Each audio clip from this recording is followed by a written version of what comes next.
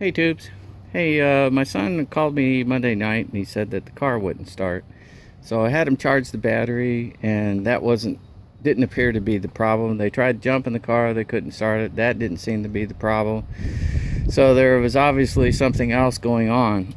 So what I did is I had him tow the car home. And then while the car was at home, I went ahead and I tested the battery terminals here, and I had 12 volts on the terminals. Then what I did is I disconnected these fusible links right here, because these are the main links that power the inside of the car. This goes down to the starter. So then I said, well, okay, so let's check these.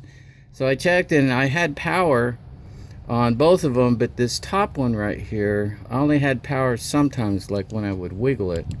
So I'm going to go ahead and do like a little inset and then show you what the problem was, and then what I did to solve the problem will be a separate a bunch of videos that follow this one. But I've gone ahead and I've repaired this little jumper right here. Basically they just unplug right here. You can unplug them,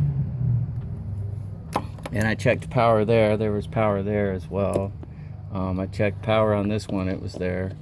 So if you got no power on your vehicle, your Nissan D21, go ahead and check these fusible links for corrosion. And that was the problem on this one. This black wire right here was fully corroded up underneath, and it was inside, and I'll show that to you. So check these, and if not, then you end up going into the fuse boxes and checking those. Of course, you check all the fuses first. Don't forget this one right here. This is a fusible. There's like a 15 amp fuse in here too. Don't forget to check this one. And then when it's all said and done, I went ahead and I charged this battery up, and you know, I had dash lights and stuff, but it didn't, and I had headlights, and I didn't seem to have anything else after that. Oh, by the way, I had no dash lights, no locks, no interior lights, no turn signals, no brake lights, no nothing, with this black wire right here corroded and broken in half inside.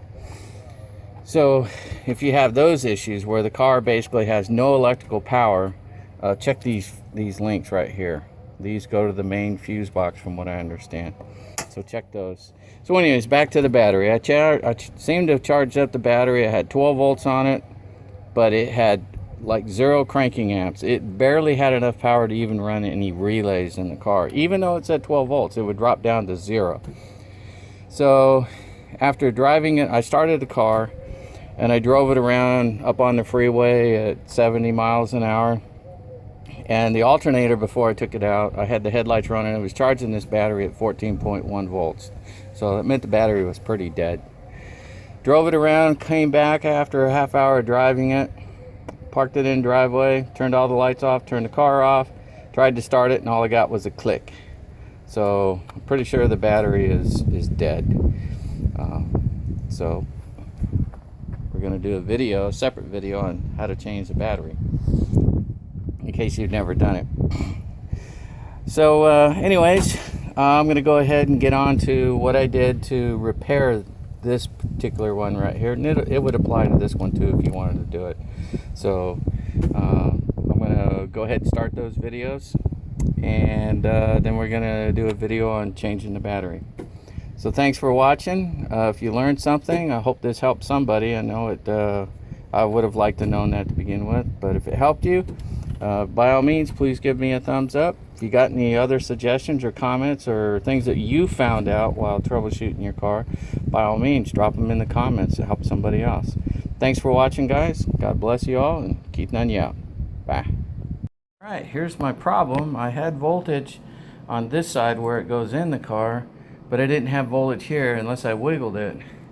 So I noticed there was a little corrosion on it, and I peeled the jacket back, and you can see the corrosion in there. And then when I gave it a little tug, I was just bending it, this whole thing just popped out. And it was like, wow, sorry about the shade there. So the whole thing just kind of popped out. So what I'm going to do is I'm going to replace both these wires, and I guess I could show you guys how to do it. Obviously it was soldered one time. I don't remember if I did it or if somebody else did it, but yeah, so we'll get this man, I can't focus for the darn. So we'll get this done up.